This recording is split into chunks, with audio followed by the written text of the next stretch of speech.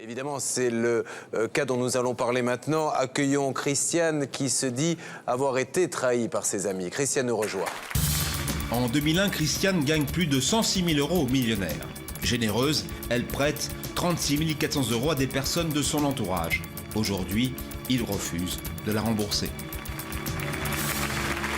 Cette affaire est une affaire que nous avons traitée conjointement à la radio et ce soir dans Sans aucun doute. Christiane, en 2002, vous avez acheté un ticket de millionnaire. En 2001. En 2001, pardon. Vous avez acheté un ticket millionnaire et surprise énorme, vous avez le droit d'aller faire tourner la roue et peut-être gagner à l'époque le fameux million. Vous vous rendez sur place, vous faites tourner la roue et combien gagnez-vous ? 700 000 francs. 700 000 francs à l'époque, dont 106 000 euros aujourd'hui, ce qui est une somme énorme. Donc c'est la joie la plus totale. Elle sera de courte durée, cette joie, parce qu'au-delà de cet argent gagné, vous allez être frappé par un drame quelques temps plus tard, puisque vous allez perdre votre mari. 9 mois plus tard. Et suit une période où vous allez bien sûr psychologiquement être un petit peu dépassé complètement par les événements suite à ce décès, ce que tout le monde peut comprendre. Et c'est à ce moment-là qu'interviennent des gens que vous connaissiez, de votre entourage. On les voyait régulièrement. Puis en décembre 2000, ils ont mis mon ami à la porte. Et j'ai dû les recontacter pour avoir des nouvelles de mes beaux-frères, pour leur signaler que mon ami était à l'hôpital. Il a fait un cancer foudroyant. Il fallait que je prévienne ses frères quand même qu'il lui restait que quelques jours à vivre. D'accord. Donc là, ils réapparaissent. Votre ami est décédé. Oui. Et il vous demande un petit emprunt. Oui. De combien ? Un premier temps, 12 000 euros. Ensuite, plusieurs montants, parce qu'ils n'avaient pas assez pour payer leurs dettes. Il y a eu 3 300, 1 300, 3 500. Jusqu'au 20 mai 2003, la dette s'est montée à 36 400 euros. En tout, vous avez donc donné 36 000 euros, ce qui est une somme énorme, à ses amis. Malheureusement, vous n'avez pas été très prudente, parce que vous faites partie de ces gens qui croient en l'amitié, qui croient aux amis. Vous n'avez fait aucune reconnaissance de dette. Oui. Comment avez-vous prêté cet argent ? Par chèque, en liquide ? Par chèque. Ça, c'est déjà un petit début de preuve, c'est que vous avez quand même, c'est important, parce que vous les avez donnés en liquide, là, nous ne pouvions plus rien faire. Alors, quand vous leur réclamez cet argent, qu'est-ce qui se passe ?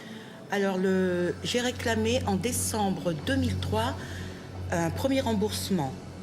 Et le mari a dit à sa femme, donne-lui 300 euros et puis qu'elle ne vienne plus nous embêter.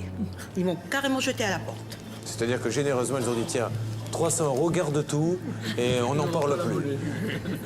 Nous avons essayé de les appeler ensemble lors d'une émission de radio, et à ce moment-là, on s'est fait un petit peu envoyer paître, il faut dire les choses comme elles sont. Cette dame que nous avons eue a joué sur le fait qu'elle-même venait de perdre sa mère. Nous avons essayé d'expliquer que nous compatissions, que c'était dramatique, mais qu'il n'empêche que vous aviez été là quand ils en avaient besoin, et que on voulait bien revoir cet argent, et finalement, nous n'avons pas eu de réponse. Je n'étais pas seulement la trésorière, j'ai été la femme de ménage, la lavandière, la repasseuse, la cuisinière, la garde-malade. J'ai beaucoup aimé cette personne qui m'a tendu les mains.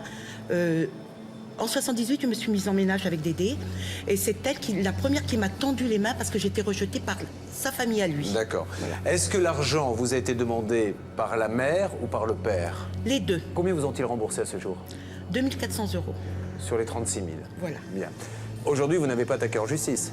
Ah non, parce que comme j'avais pas de reconnaissance de dette, c'est suite au livre, justement. Vous avez quand même des débuts maintenant, entre l'échec et les déclarations qui ont été faites lorsque nous l'avons appelé, vous avez quand même maintenant de quoi, je pense, entamer une procédure, si ces gens-là sont solvables. Nous allons essayer de les joindre, la régie fait le numéro. Nous nous y attendions, personne ne répond chez les anciens amis de Christiane. Julien Courbet et son équipe décident d'entrer en duplex avec un journaliste dépêché sur place. Allô Timothée ? Oui, bonjour Julien. Alors Timothée, vous êtes en compagnie donc de notre amie Christiane. Vous vous trouvez, je suppose, pas trop loin du domicile de ces gens-là ? Absolument. Écoutez, on se trouve à quelques encablures de l'immeuble où réside l'ancien ami de Christiane, celui auquel elle a prêté plus de 36 000 euros. Donc, Christiane m'expliquait tout à l'heure que cet ami travaille de nuit. Donc, alors il a toutes les chances de se trouver à son domicile. On va donc sans doute pouvoir le rencontrer et essayer de discuter avec lui et trouver une solution à ce problème. Christiane, elle est très angoissée. Pouvez-vous me la passer, Timothée, s'il vous plaît ? Oui, je vous la passe tout de suite. Merci.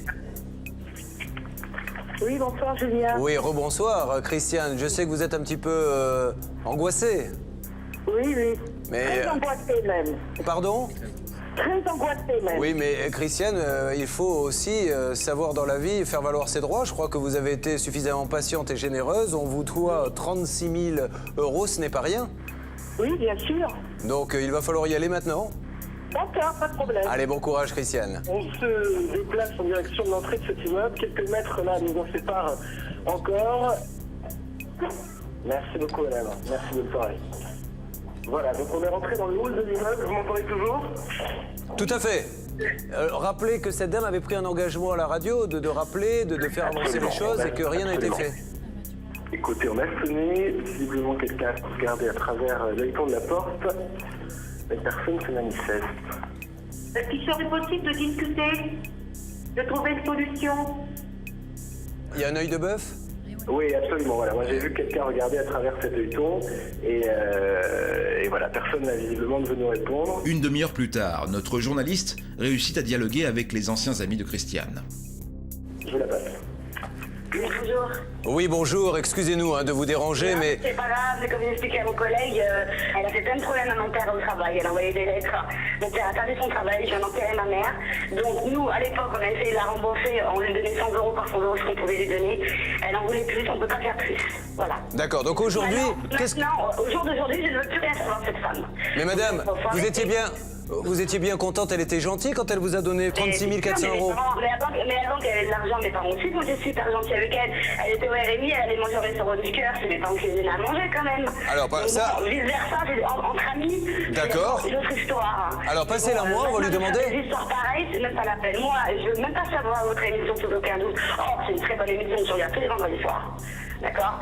Mais moi, je veux rien savoir avec elle. Pour vous, madame, c'est terminé, vous ne paierez plus rien. On est d'accord? Non, bon. on est d'accord.